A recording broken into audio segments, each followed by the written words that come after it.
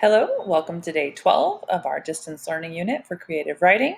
We're going to be continuing our poetry unit today. We're going to start with our do now, which is to add to our poetry terms the words assonance and allusion. So again, if you're looking at your weeks 5 and 6, figurative language and poetry terms, we've already added infinitives and infinitive phrases. We added onomatopoeia, and now we're going to be adding assonance and allusion. So assonance is a repeating vowel sound throughout a sentence, phrase, paragraph, or maybe even an entire piece of writing. So the vowel sound is basically repeated through the middle of a sentence. It doesn't have to rhyme, but you do hear the same vowel sound over and over and over. So in this example, we've got the cat ran after the alligator. So we've got the A, and A. So that repeating of that ah sound would be assonance. Notice how none of these words rhyme. It's just an over and over we've got, and it continues, who was trying to assist an alarmed, drowning armadillo across the river.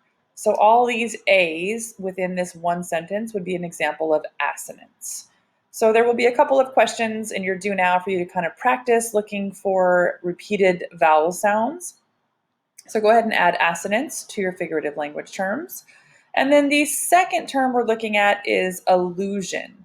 We have talked about allusion before in English class, but I want to go over it again. So an allusion is a casual reference to a famous historical or literary figure or event.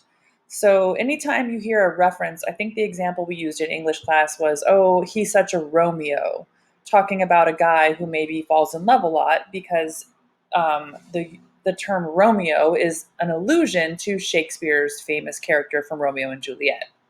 So here our example is, if it doesn't stop raining, I'm going to build an ark. And this is a biblical reference. It's making an allusion to the Bible in the story of Noah's Ark. And then there's this one.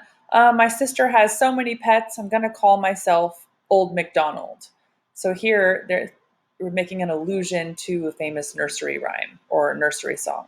And then there's also the Trojan horse, which we haven't talked about. But anytime we have some kind of reference to a famous historical or literary figure, someone that's well known, it's known as an allusion.